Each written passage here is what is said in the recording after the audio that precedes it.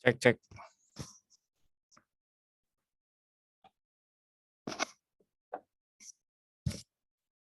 Bismillah. Assalamualaikum warahmatullahi wabarakatuh.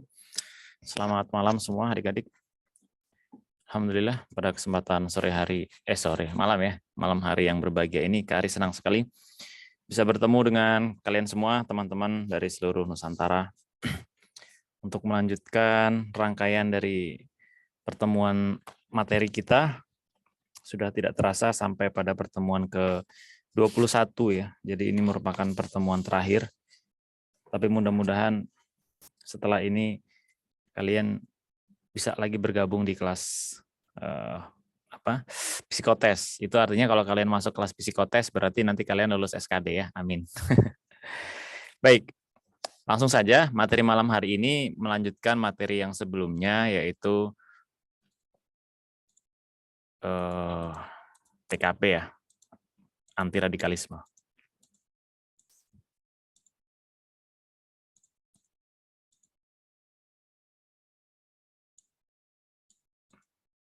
Iya.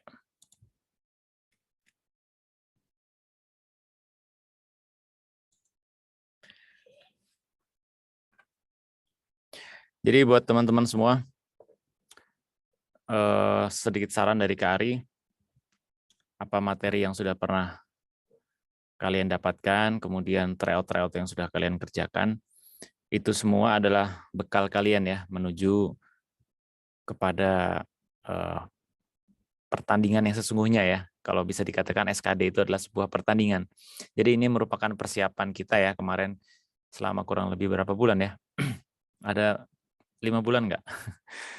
4 atau 5 bulan ya kebersamaan kita. Nah, itu semua materi yang sudah Kari sampaikan itu merupakan senjata buat kalian nanti di medan perang ya. Dan ibaratnya gini, semua persiapan yang sudah kalian miliki, baik itu berupa materi, ya, baik itu berupa latihan soal, ya, itu tetap harus kalian pegang sampai nanti menjelang tes ya. Jadi ibaratnya kalian sudah mendapatkan modal, sudah mendapatkan persenjataan.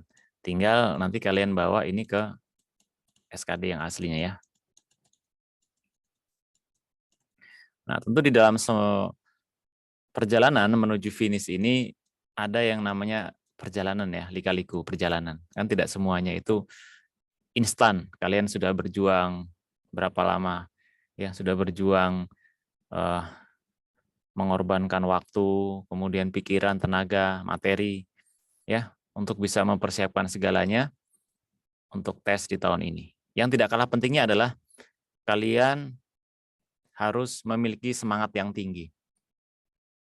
Kenapa Kak Ari bilang kalian harus memiliki semangat yang tinggi? Karena percuma ya, kalau kalian sudah punya modal, sudah mengetahui soal-soalnya, ya sudah latihan, tapi kalau kalian tidak semangat, ya itu serasa kurang lengkap dan kurang sempurna. Karena salah satu ciri keberhasilan, ciri yang ada di dalam orang-orang yang sukses, itu adalah dia memiliki semangat. Memiliki semangat. Jadi semangat itu bukan sesuatu yang datang dari luar. Ya, bukan datang dari Kak Ari, bukan datang dari teman, bukan datang dari orang tua. Yaitu semangat dan lingkungan yang positif. Tetapi semangat yang hakiki adalah semangat yang ada di dalam diri kalian. Coba, misalkan kalian mau belajar nih, mana yang lebih membekas di dalam diri kalian? Apabila kalian diminta Kak Ari atau orang tua kalian, ayo belajar, nak suruh belajar. Atau semangat belajar itu tumbuh dari dalam diri sendiri. Mana yang paling bermanfaat? Atau mana yang paling ini? Tentu yang berasal dari dalam diri sendiri kan, itu akan lebih mengena, akan lebih membekas di dalam diri kalian. Jadi maksud Kak Ari adalah munculkan atau wujudkan semangat itu. Karena kan kalian ini masih di dalam usia emas ya. Masih di dalam usia emas. Ya, usia 18 atau 16 mungkin. Sampai 21 tahun itu merupakan usia emas. Jadi usia emas ini dimanfaatkan dengan baik. Harus kalian lalui dengan penuh kesungguhan dan semangat yang kuat ya. Jangan digadaikan dengan hal-hal yang tidak bermanfaat. Karena di zaman ini, informasi itu banyak sekali ya, masuk ke dalam otak kita. Jadi kalau kita tidak benar-benar saring, tidak benar-benar pilah mana yang harus bermanfaat, mana yang tidak, ya itu semua otak, semua materi atau semua informasi masuk itu malah tidak akan bermanfaat.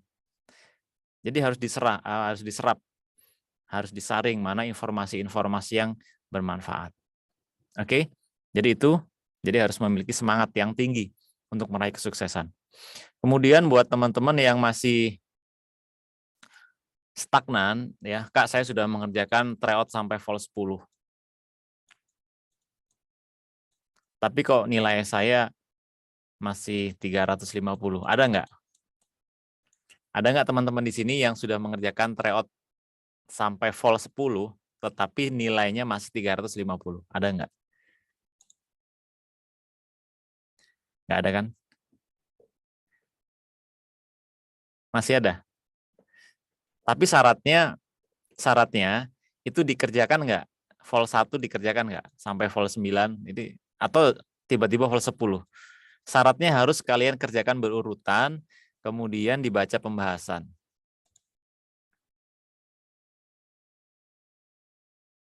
Stuck, ada ya? Baik.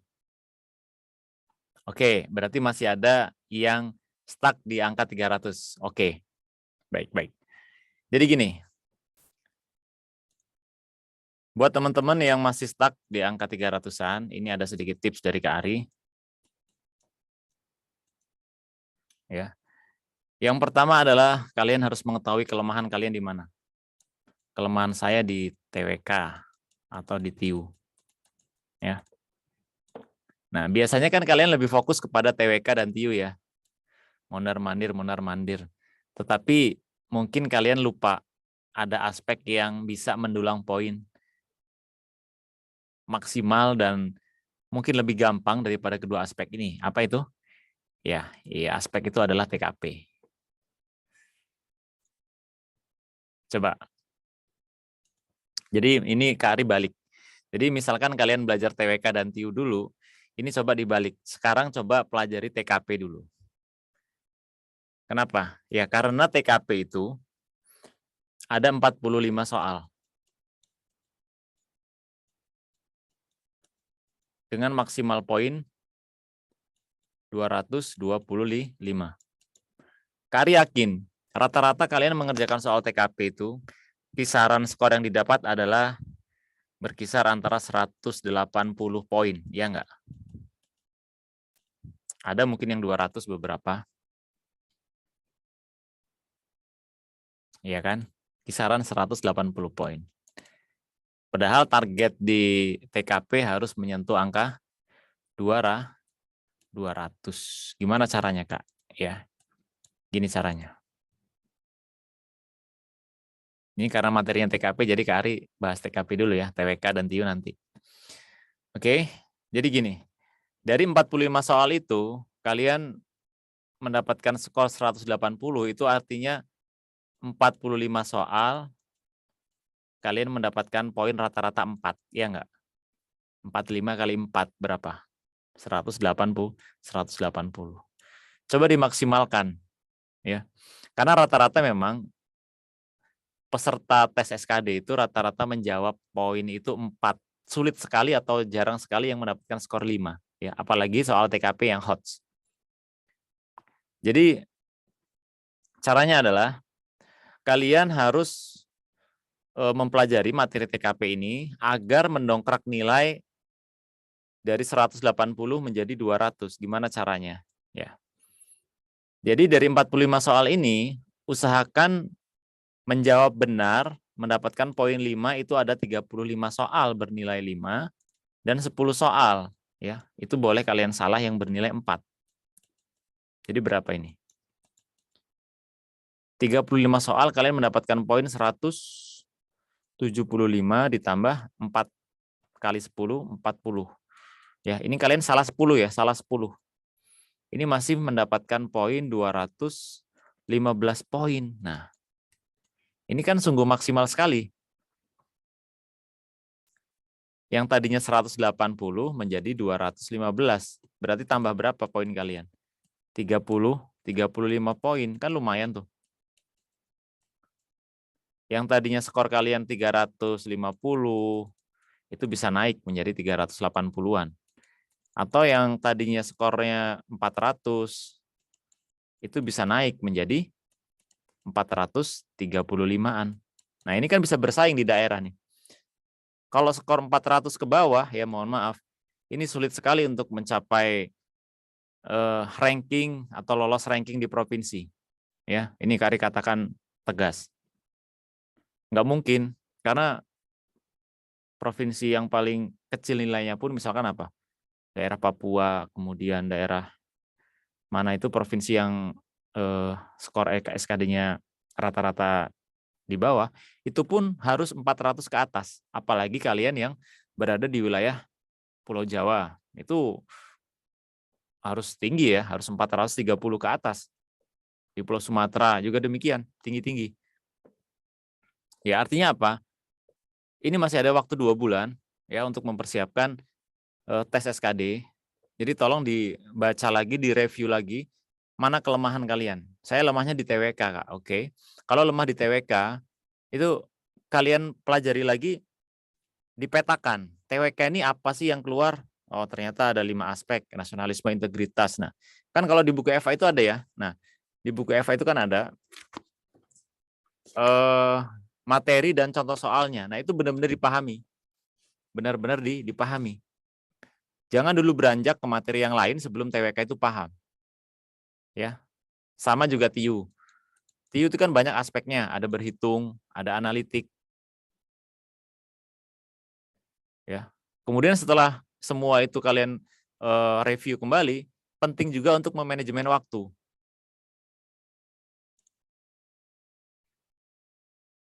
Ya, ini Kak Ari kunci dulu kolom komentar supaya kalian fokus. Jadi yang paling penting juga adalah kalian manajemen waktu.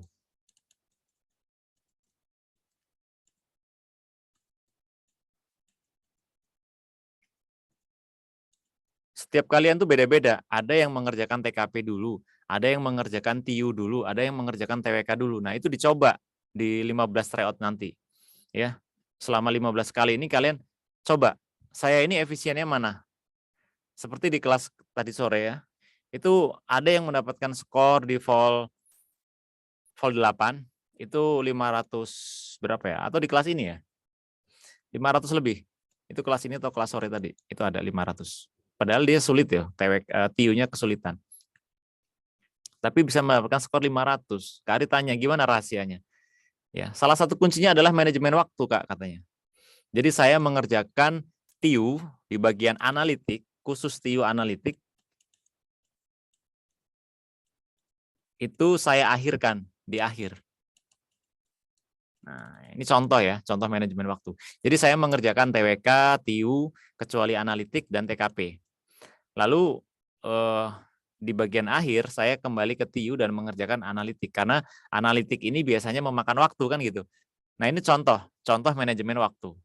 Mungkin kalian bisa berbeda. Saya terakhir di TKP, Kak. TIU saya habis, saya kerjakan, saya lahap habis TIU, TWK kemudian TKP. Nah, ini manajemen waktu ya. Penting. Jadi strategi itu banyak ya, beraneka ragam. Ada yang manajemen waktu, ada yang memang persiapan sudah matang ya, kalau mengetahui kelemahan dan kekuatan kalian di mana ya, banyak strateginya. Jadi masing-masing kalian punya strategi. Yaitu. Jadi TKP ini jangan dianaktirikan. Coba difokuskan karena bisa mendongkrak skor sampai 35 poin. Kalian bisa bertambah poinnya.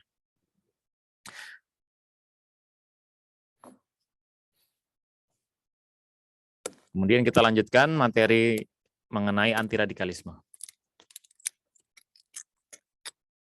Kalau ada yang ingin ditanyakan boleh raise hand ya.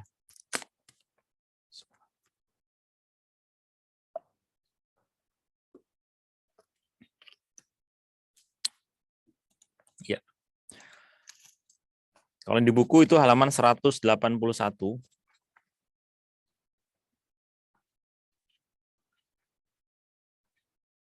Ya. Sama seperti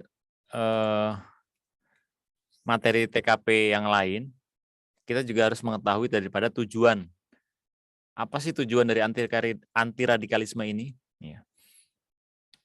Aspek ini bertujuan untuk menjaring informasi dari individu, jadi informasi ya, tentang pengetahuan terhadap anti radikalisme. Jadi kita harus mengetahui apa itu anti radikalisme. Kemudian kecenderungan bersikap. Nah, bagaimana kita harus bersikap dan bertindak saat menghadapi situasi atau stimulus dengan beberapa alternatif. Jadi kita diminta untuk bagaimana cara bersikap atau bertindak dalam menghadapi kasus tertentu yang berhubungan dengan anti radikalisme.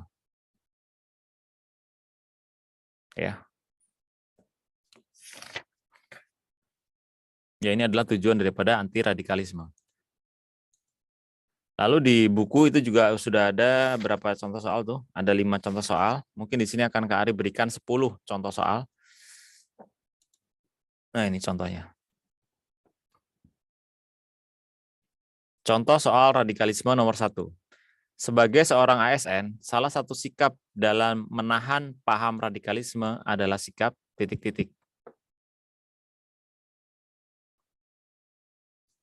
A. Menumbuhkan sikap peduli terhadap sesama umat beragama. Ya, untuk poin A, ini langsung kita eliminasi. Kenapa? Karena di sini tidak sesuai dengan konteks soal ya, hanya peduli terhadap sesama. Nah, ini langsung kita eliminasi. Salah satu trik menjawab soal TWK dan TKP adalah dengan cara eliminasi. Mana yang tidak sesuai langsung kita eliminasi. Kemudian B, menumbuhkan sikap toleransi dan menghargai sesama. Ya. Jadi sebagai seorang ASN kita menumbuhkan sikap toleransi dan menghargai. Mungkin itu bisa kita jadikan opsi. Kemudian yang C, membanggakan kepercayaan kita kepada orang lain. Nah, ini tidak sesuai ya. Kita membanggakan kepercayaan dan keyakinan terhadap orang lain. Ini kita eliminasi. Lalu D, mempelajari semua kepercayaan yang ada. Ya, tentu ini juga tidak sesuai. Kemudian yang E, menumbuhkan sikap tolong-menolong antar umat beragama. Ini mungkin bisa kita jadikan opsi. Nah, lalu setelah kita eliminasi, tinggal sisa 2 jawaban antara B dan E. Nah, kita lihat mana bobotnya yang paling tinggi kira-kira, yang sesuai dengan konteks di soal ini. Untuk menahan paham anti radikalisme, salah satu sikapnya adalah dengan cara apa? Di sini ada kata toleransi dan menghargai, di sini ada sikap tolong-menolong. Mana yang paling sesuai? Ya, yang paling sesuai adalah B. Menumbuhkan sikap toleransi dan menghargai. Ya, ini bernilai 5. Jadi yang E kita coret. Ya, jadi itu cara menjawab soalnya. Sama seperti nomor 2, teman Anda di kantor mengajarkan paham untuk membenci dan menghasut pemerintah yang sah atas nama agama. Menurutnya, Negara Kesatuan Republik Indonesia sudah tidak relevan dan harus diubah ideologinya. Nah, ini kasus nih. Kasus mengenai paham radikalisme. Dia mengajarkan paham-paham untuk membenci dan menghasut pemerintah atas nama agama. Menurutnya, NKRI itu harus dirubah dan tidak relevan. Sikap Anda adalah? Siapa yang mau mencoba menjawab dan menganalisis ini? Ya. Silakan Sukma. Siap, Kak. Soalnya dibaca lagi, Kak. Langsung jawabannya. Kira-kira eliminasi. Yang A gimana kira-kira? Iya. A. Melaporkan kepada atasan jika teman Anda terpapar paham radikalisme. Bisa disimpan dulu, Kak. Terus yang B, menasehatinya agar kembali kepada pemahaman agama yang lurus. Iya. C, memberinya literatur dan ceramah agama yang murni dan lurus. Menurut saya dieliminasi, Kak. Yang D, menjauhi teman karena takut terpengaruh paham radikalisme juga dieliminasi. Dan yang E, berusaha mengalihkan pembicaraan untuk menghindar dari perdebatan juga dieliminasi. Ya. Maka tersisa jawaban A dan B. Kita lihat. Ya. Melapor dan menasehatinya. Mana yang sesuai dengan aspek karakteristik pribadi? Menurut saya yang A, Kak, karena ada penyelesaiannya. Jadi lapor kepada atasan, nanti atasannya bertindak. Oh gitu. Iya. Baik. Jadi kita lebih melapor ya, melapor kepada atasan. Oke. Terima kasih Najwa Sukma dari Jawa Tengah. Kalau menurut Raihan, sependapat nggak dengan pendapat Sukma tadi? Ya izin jawab Kak. Hmm. Kalau saya sih kurang sependapat ya Kak. Kenapa? Karena gimana ya kesannya kalau melapor itu kan kayak lebih gimana ya? Kayak ngadu batu loh Kak. Kesalahan kan lebih baik kita memberikan pengarahan atau menasihati lah Kak. Iya, ini kan aspeknya TKP ya. Ya, TKP itu kan lebih bagaimana sikap kita secara langsung ya. Sikap betul. kita dalam menghadapi masalah itu kan yang dituntut, coba tujuan tadi apa? Menjaring informasi dan Jadi, individu tentang pengetahuan anti radikalisme, kecenderungan bersikap. Nah, betul. dan bertindak. Berarti sikap kita yang dituntut di sini. Jadi mana yang paling tepat? Yang paling tepat ya B, menasihatinya agar Iya. kembali. Jadi menasehati ini masuk di dalam tujuan daripada aspek yang dimaksud ya, yaitu yang diminta adalah kecenderungan bersikap atau bertindak. Nah, menasehati ini kan sikap kita ya secara langsung. Nah, itu menurut Kak Ari poinnya paling tinggi 5. Ya, terima kasih Raihan dari Jawa Tengah dan tadi siapa? Najwa Sukma juga ya dari Jawa Tengah juga. Jadi itu ya. Jadi kalau misalkan ada soal seperti ini, dilihat awal kalimat ya, sama-sama awal kalimat, tengah kalimat dan akhir kalimat. Mana kira-kira yang sesuai atau yang paling sesuai dengan tujuan daripada aspek yang ditanyakan. Baik. Kemudian yang nomor 3. Desti Fitriani. Dibaca soalnya. Boleh, Kak. Kedengeran nggak, Kak? Ya. Nomor 3. Upaya yang paling efektif di Indonesia untuk menangkal paham radikalisme global adalah dengan memperkuat ketahanan nasional dalam bidang ideologi. Antara lain dengan cara yang pertama, meningkatkan relevansi Pancasila dalam kehidupan bermasyarakat. Yang B, mengkaji pola pikir dari ideologi radikalisme global tersebut dan membuktikan kekeliruannya. Yang C, meniadakan kondisi yang memungkinkan tumbuh dan berkembangnya paham tersebut. Yang D, mengamati indikasi adanya paham radikalisme di masyarakat. Yang E, mengambil tindakan preventif serta represif yang tepat dan cepat terhadap aksi-aksi radikalisme. Menurut saya pribadi, jawabannya yang E, Kak. Kenapa alasannya? Pernah baca di soal-soal sebelumnya sih, Kak, kayak kita terus mengambil tindakan preventif sama reseptif yang tepat dan cepat terhadap aksi-aksi radikalisme. Oke.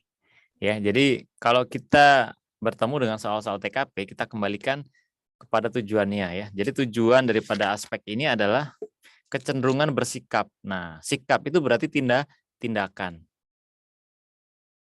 Ya, kecenderungan bersikap. Ya, sikap ini bisa berupa tindakan.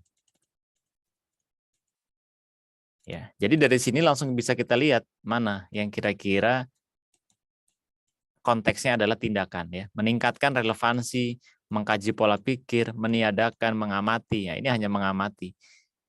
Kemudian yang terakhir mengambil tindakan. Nah, mana di antara kelima jawaban ini yang mencerminkan suatu sikap atau tindakan ya, tentu yang E. Mengambil tindakan preventif serta represif yang tepat dan cepat terhadap aksi-aksi anti radikalisme. Jadi itu. Jadi dengan mengetahui konteksnya, insya Allah kita bisa menemukan jawabannya. Ya. Jadi yang dicari adalah sebuah tindakan. Terima kasih Desti Fitriani. Kemudian nomor 4. Ada Tigor dari Lampung, silakan. Ya Kak, terhadap peraturan perundang-undangan yang dikeluarkan oleh pemerintah, sikap Anda sebagai masyarakat adalah A. Mengikuti aturan jika sesuai dengan kondisi realita kehidupan bermasyarakat. B. Mengikuti aturan yang sesuai dengan keadaan kondisi kita. C. Mengikuti dan menaati semua kebijakan yang dikeluarkan pemerintah. D. Mengikuti dan menaati aturan dengan mengamati relevansi dalam kehidupan bermasyarakat. E. mengikuti aturan jika berpihak kepada rakyat. Iya. Kita sebagai seorang ASN, sikap kita terhadap peraturan dari pemerintah. Yang C, Kak, mengikuti dan menaati semua kebijakan yang dikeluarkan oleh pemerintah. Iya. Kalau yang A kenapa nih? Mengikuti aturan jika sesuai dengan kondisi. Itu enggak sesuai, Kak. Jadi milih-milih aturannya ya. Iya. Sama seperti B juga, mengikuti aturan jika sesuai dengan kondisi. Ini sama juga ya. Ada kondisi, berarti dieliminasi. Itu salah semua berarti. Yang D, mengikuti dan mentaati dengan mengamati ya. Kita amati ya. Ini juga mengamati. Kemudian mengikuti aturan jika berpihak kepada rakyat. Nah, berarti kita tidak pilih-pilih juga ya. Ini Nggak juga punya sama. sikap pendirian. Tidak punya sikap dan pendirian. Baik. Tigor gimana terakhir nih? Yang gitu, Kak. Masih US, Kak, soalnya. Oh iya, teman-teman yang masih sekolah ya. Ya, baru vol 7-nya nanti kehabis, Bos. Iya, mudah-mudahan bisa sukses ya untuk ujian sekolahnya, Tigor. Nanti setelah Lebaran kita bisa fokus lagi untuk mengerjakan tryout-nya ya, atau setelah setelah Lebaran lagi. Setelah ujian sekolah selesai, digas lagi tryout-nya, pembahasannya dilihat lagi. Oke. Ya, ini nomor 5. Ansori silakan dibaca soalnya.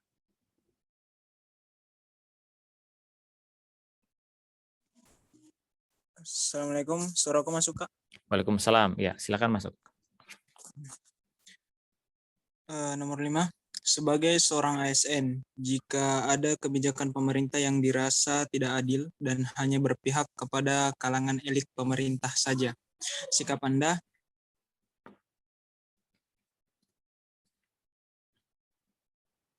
A. Melakukan demonstrasi, mengajak teman untuk membuat petisi online atas kebijakan tersebut. C. Melakukan uji material terhadap kebijakan tersebut ke MA. D. Tetap sabar dan taat kepada pemerintah meskipun merugikan kita. E. Mengkritik kebijakan tersebut ke media online agar didengar pemerintah. Kalau kepada kalangan elit pemerintah saja. Jika ada kebijakan pemerintah yang dirasa tidak adil dan hanya berpihak. Aku yang itu, Kak. D.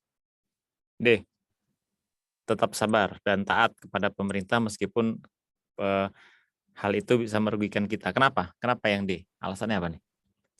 Karena aku ingat kata Kak Ari tahun lalu, kalau ada soal yang mempermasalahkan pemerintah itu kita sebaiknya mendukung, bukan malah mengkritik.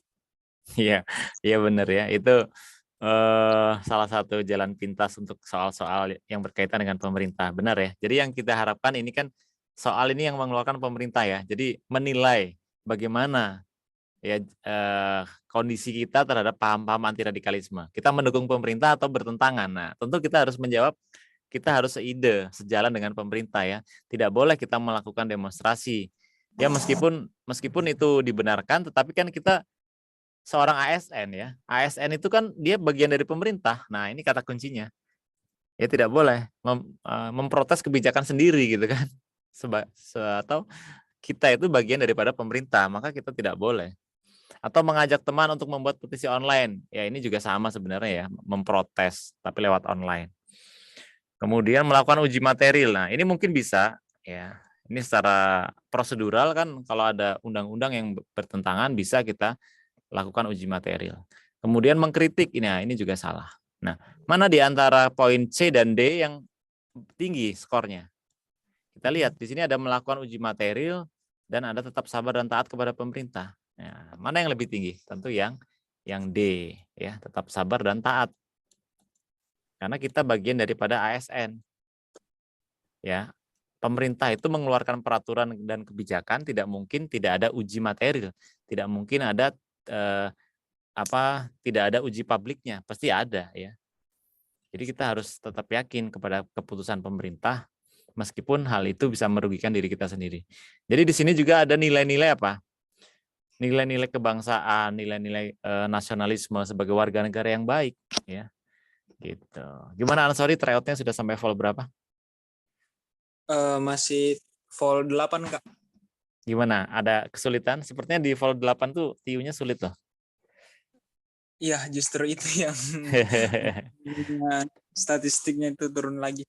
Iya, belum bisa menaklukkan TIU. Iya, iya Kak. Nggak apa-apa, tetap yang penting punya semangat terus belajar ya. Mudah-mudahan Ansori tahun ini bisa sukses ya. Amin, amin, amin, amin. Doakan. Terima kasih Kak Ansori.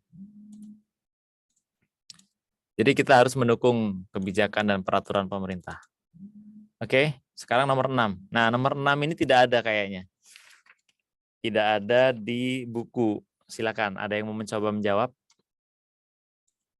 Ada Andi di situ, silakan. Assalamualaikum Kak. Waalaikumsalam warahmatullahi wabarakatuh. Pada suatu hari, di tempat ibadah diadakan kegiatan ceramah yang mendatangkan tokoh agama.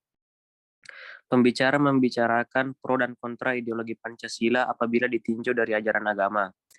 Berdasarkan cerita tersebut, respon manakah yang paling tepat dengan konsep kebinekaan untuk menghadapi tindakan di atas?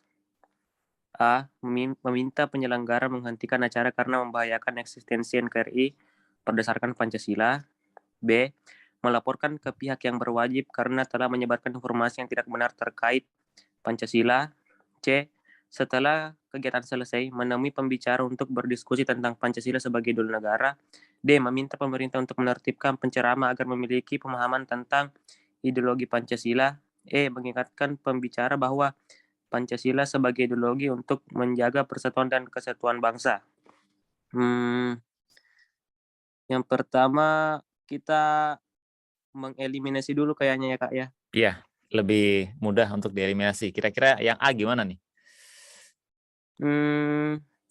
Yang A bisa disimpan dulu Kak jawabannya Kak. Iya, meminta penyelenggara menghentikan acara karena membahayakan. Oke. Siap Kak, disimpan dulu.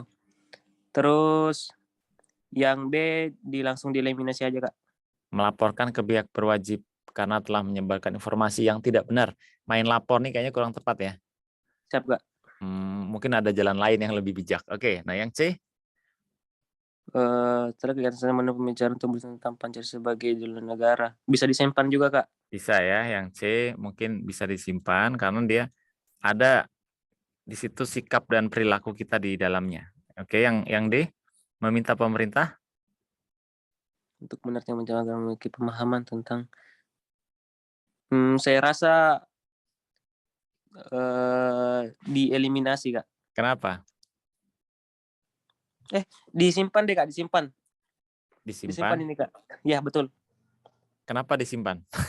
Karena ini kan untuk kan ada berdampak ke depannya juga Kak untuk penceramah itu agar tidak melakukan kegiatan seperti di atas Kak. Oh boleh.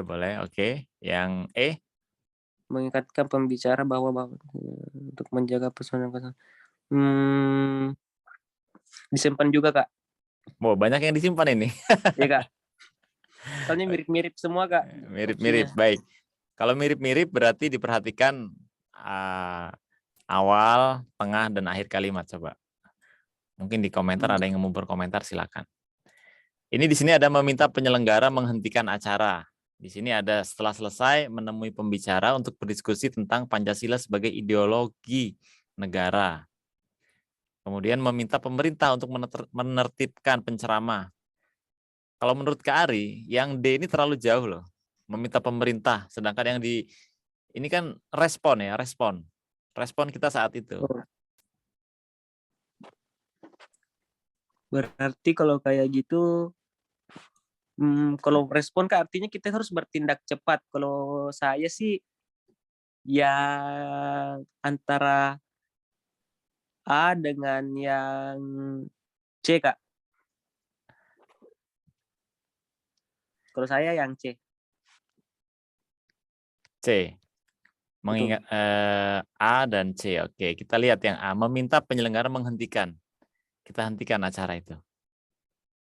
Atau yang kalau gimana? saya yang C Kak. Yang C. Terlalu apa yang A ini? Kalau yang A ini terlalu apa ya? Menimbulkan apa? Bisa Men- menimbulkan keributan Potensi mungkin, Kak. keributan. Iya, benar-benar. Benar ya. Jadi untuk aspek ini, Kak Ari juga setuju ya dengan jawaban Andi. Poin yang paling tinggi adalah C. Kenapa? Karena di aspek TKP ini, ya, kita juga harus mengedepankan persuasif, ya, diskusi, ya, kemudian penyampaian-penyampaian yang baik, ya, yang tidak menimbulkan konflik. Kalau yang A ini bisa terjadi keributan nggak kira-kira? Bisa terjadi ya, Bisa, Kak. bisa menimbulkan potensi ya, artinya ada potensi. Lalu yang C, setelah selesai kegiatan, jadi biarin dia bicara dulu, setelah itu kita temui dan diskusi. Ya kita sampaikan bahwasannya Pancasila itu merupakan ideologi negara. Ya kita diskusi di situ, ada proses diskusi. Ya, transfer knowledge, ya, transfer ilmu pengetahuan mungkin kalau dia belum paham ya. Jadi benar ya, yang memiliki poin 5 adalah C. Respon secara cepat. Oke. Terima kasih Andi. Gimana tryout-nya? Saya masih tryout 9, Kak. Soalnya sama dengan teman-teman, masih ulangan juga, Kak. Oh, baik. Berapa skornya di tryout 9? Tryout 9 kalau nggak salah 420-an kayaknya, Kak. Ya, cukup baik. 420. Dipertahankan dan ditingkatkan lagi. Mudah-mudahan nanti setelah ujian bisa langsung fokus ke SKD-nya ya. Sukses buat Andi dari Sulsel. Ansori juga tadi sukses ya. Kita lanjut ke soal nomor 7. Nomor 7. Putri Aulia, silakan. Paham radikalisme dinilai menjadi ancaman serius bagi keberlangsungan kehidupan berbangsa dan bernegara.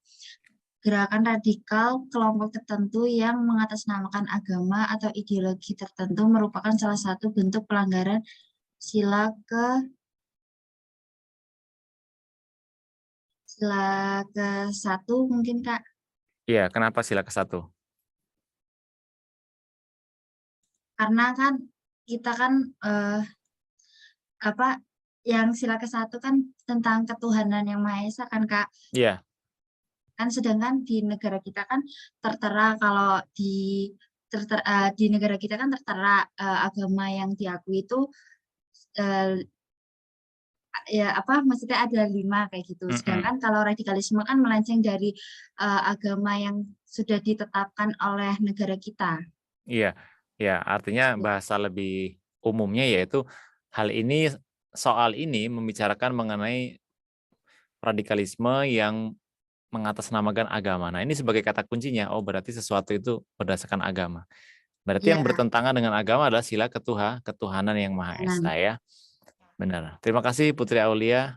Ya, Kak. Jadi untuk soal-soal seperti ini kita harus mengetahui konteks soal ya. Tidak bisa kita katakan, oh tindakan terorisme itu bertentangan dengan sila pertama ya, belum tentu. Kita harus mengetahui dan memahami konteks soalnya. Ya, jadi dengan memahami soal maka kita sebenarnya sudah setengah daripada jawaban. Sama seperti di nomor 8 ini. Ada Girindra, silakan. Siap, Kak. Ledakan bom bunuh diri terjadi di markas Polrestabes Medan, Sumatera Utara. Pelaku diduga berjumlah 1 orang yang mengenakan jaket ojek online. Setidaknya 6 orang terluka yang terdiri dari 5 anggota polisi dan 1 warga sipil.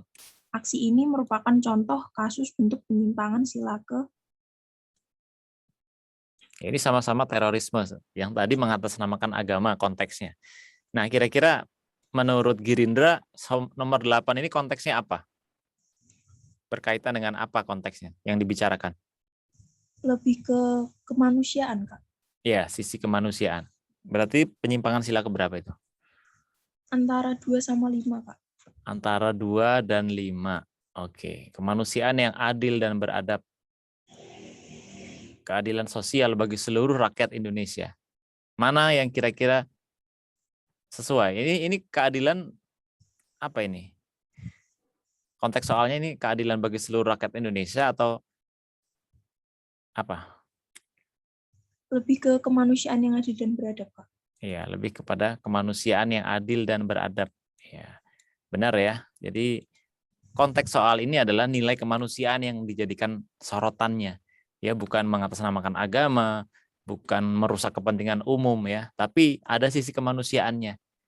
Ya, ada di sini korban ya. Ada berapa itu? 6 orang yang terluka ya. Jadi dia tidak segan-segan melukai polisi dan warga sipil. Ya. Maka itu bertentangan dengan sila kemanusiaan. Baik, terima kasih Girindra dari Jawa Tengah. Kita lanjut ke soal berikutnya. Nomor 9. Andika Alif. Silakan dibaca soalnya.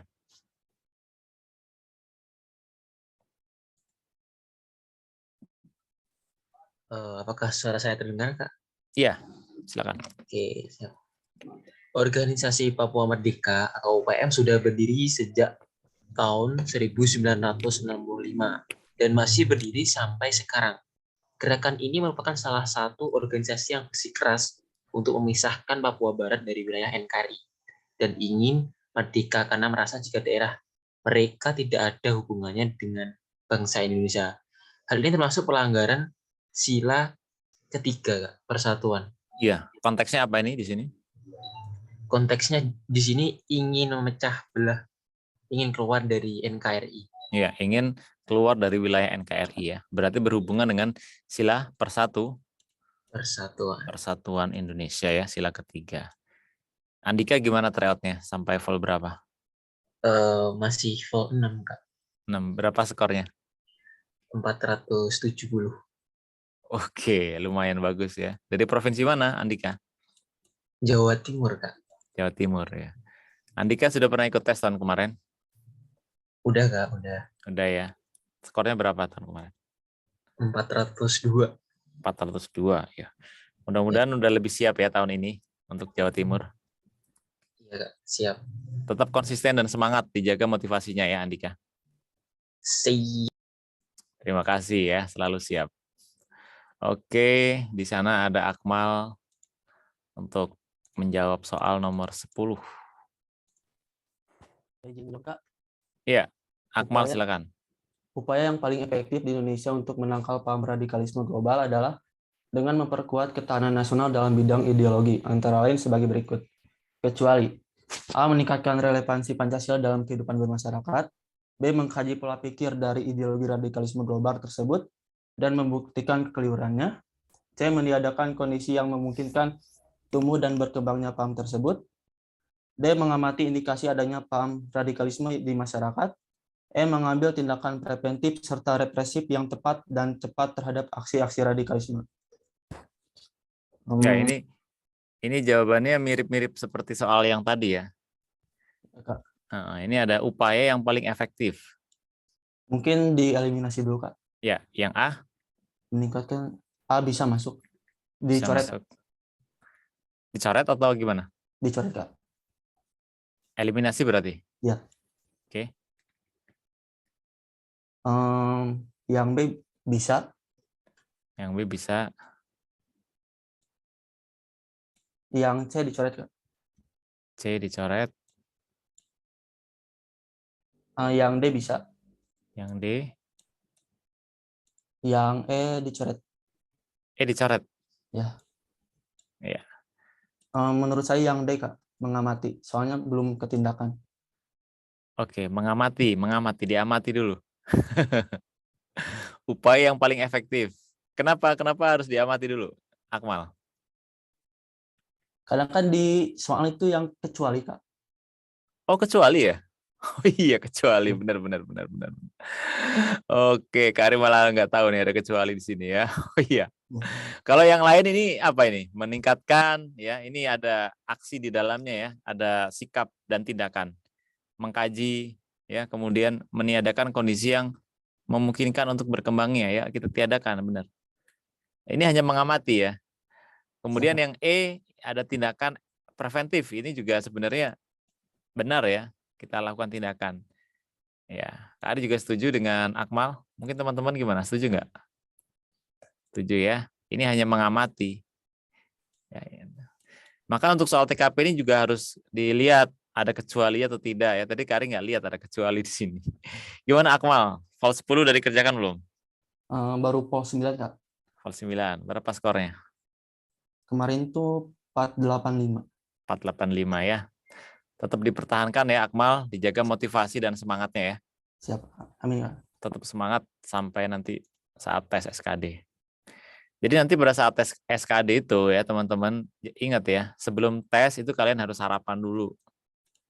Harus sarapan pagi ya, kemudian harus pergi ke toilet. Ya itu hal-hal teknis yang kadang-kadang lupa. Ya, lupa ke toilet. Begitu nanti tes, ruangannya dingin banget ya. Ruangannya dingin, waduh. Kalau kalian izin ke toilet, ya ada waktu sih, dikasih waktu. Tapi kan rugi nanti kalian ya. Kalian nanti akan rugi. Jadi hal-hal teknis itu tolong dipersiapkan. Alat tulisnya ya, segala macam nomor ya. Nantilah kita di grup di ini lagi ya. Untuk administrasi juga belum ada update-nya. Mudah-mudahan kalau ada update-nya nanti segera Kak Ari informasikan. Ada yang nilainya 500? Ada. Ya, di tryout 8 itu ada. Yang mendapatkan skor 500. Baik, itu merupakan contoh soal di materi ini. Lalu ada materi tambahan ya. Materi tambahan untuk kalian, yaitu materi bahasa Indonesia.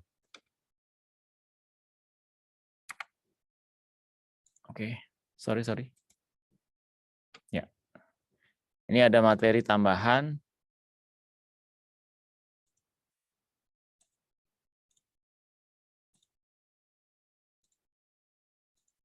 Ya, kenapa? Karena kan di tahun kemarin itu di kisi-kisi tidak ada ya bahasa Indonesia. Lalu kemudian muncul soal bahasa Indonesia. Ya ini juga mengantisipasi nanti kisi-kisi yang terbaru, meskipun nggak ada, tetap harus kita pelajari. Karena kenyataannya bahasa Indonesia ini ada di tes tahun kemarin dan banyak bahkan. Ya ini Kak Ari coba rangkumkan, sebenarnya ini mau masuk di dalam buku, cuman karena kemarin kisi-kisinya nggak ada, jadi Kak Ari tidak memasukkan. Ini nanti bisa kalian print ya, bisa di-sharing nanti admin tolong di grup masing-masing. Yang paling banyak soal bahasa Indonesia itu berkenaan dengan kalimat baku, tidak baku, kemudian ide pokok paragraf. Bagaimana mencari gagasan pokok. Ya, gagasan pokok itu apa? Ya, gagasan pokok itu adalah gagasan utama yang menjadi dasar pengembangan paragraf. Biasanya dia ada di paragraf pertama atau awal kalimat. Bisa juga dia di akhir kalimat, tapi jarang. Biasanya di awal kalimat.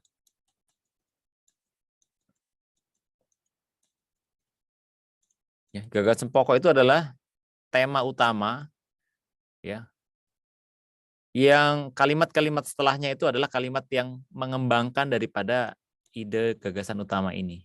Ya, jadi kalimat setelahnya itu berupa penegas, kalimat-kalimat yang memperinci daripada kalimat utama. Ya, kalimat efektif tahun lalu, nah, banyak ya. Ya, di sini ada kalimat baku dan tidak baku, nanti bisa kalian pelajari sendiri ya. Ini harus membutuhkan semangat yang tinggi nih mempelajari bahasa Indonesia. Nah ini ada kalimat baku, tidak baku, kemudian ada imbuhan, awalan, kata depan, tanda baca. Bagaimana penggunaan tanda titik koma, tanda hubung, tanda garis miring, ya ini bisa di print nanti. Materinya cukup banyak. Kemudian mencari kesimpulan, mencari ringkasan. Nah, di sini ada contoh soalnya, lengkap. Kalimat efektif, tidak efektif, paragraf. Nanti di tryout 11, itu adalah tryout pengulangan ya. Jadi Kak Ari berusaha mengulang materi-materi yang sudah diberikan, baik itu di buku, di slide, maupun di tryout yang sudah kalian kerjakan. Jadi sebagai evaluasi. Jadi dipelajari lagi nanti. Lalu setelah itu nanti akan soalnya level kesulitannya paling tinggi itu di level 12, Pol 12 sampai 15. Nah, ini ada 20 contoh soal untuk soal bahasa Indonesia bisa kalian pelajari. Ya, bisa dijadikan apa ya? Materi tambahan untuk aspek bahasa Indonesia. Baik. Untuk kelas ini Kak Ari tidak ingin kata-kata perpisahan. Kenapa? Ya karena Kak Ari harapkan akan berjumpa lagi di kelas psikotes ya. Berarti dengan harapan kalian semua lolos SKD tahun ini, amin. Ya, jadi Kak Ari nggak mau perpisahan dengan kalian. Nanti perpisahannya pada saat psikotes dan pantohir ya. Kemudian sedikit tips dari Kak Ari untuk teman-teman yang misalkan masih ada masalah dengan kesehatan ya atau aspek tinggi badan, itu bisa dipertimbangkan untuk melihat peluang di sekolah kedinasan lain ya. Misalkan ada IPDN, ada STTD, ada STAN, ada STIS, apalagi? Kan banyak ya. Poltek, Poltekim, banyak ya, Poltekim, Poltekip, terus STMKG, ya ini banyak sekali. Apalagi di Kementerian Perhubungan ya, PPI Curug misalnya, dan lain-lain ya, banyak sekali. Nah, menurut Kak Ari gini, kalian coba lihat peluang, ya, lihat peluang. Mana kira-kira kalian itu peluangnya lebih besar kemana? Tahun kemarin ada yang mencoba IPDN, kemudian dia beralih ke PPI, akhirnya lolos ya, jadi taruna. Ada yang ke Poltekip, ya, jadi taruna Poltekim, Poltekip. Ada yang STIS, ya banyak sekali lah. Ini adalah pilihan, ya. Jadi Kak Ari harapkan tolong dimanfaatkan betul peluang-peluang yang ada ya. Kemudian dimaksimalkan pembelajaran kalian. Jangan lupa materi dari Kak Ari yang pernah Kak Ari sampaikan dulu. Goal, planning, action, dan konsistensi itu selalu harus kalian laksanakan dengan disertai semangat. Semangat dari dalam diri yang tinggi. Oke.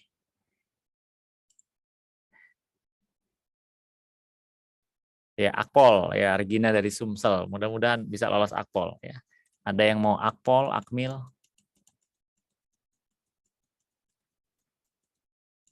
Jadi tolong dimanfaatkan betul waktu yang ada, sisa 2 bulan. Sisa kalian lebih semangat di dalam mempelajari materi-materi yang sudah kami berikan. Baik, Kak Ari mengucapkan terima kasih dan mohon maaf atas nama Kak Ari pribadi ya, Kak Rendra, kemudian tim, semua Fokus Akademi, mengucapkan terima kasih atas 21 kali pertemuan yang luar biasa, besar harapan, doa Kak Ari dan teman-teman di Fokus Akademi. Mendoakan semoga teman-teman semua bisa berhasil dan lolos di sekolah kedinasan tahun 2022 ini. Amin. Dan kita semua menjadi keluarga besar Fokus Akademi, tetap silaturahmi ya. Kalau jumpa Kak Ari di kampus, di jalan ya disapa dengan Kak Rendranya, mungkin dengan adminnya nanti ya. Terima kasih.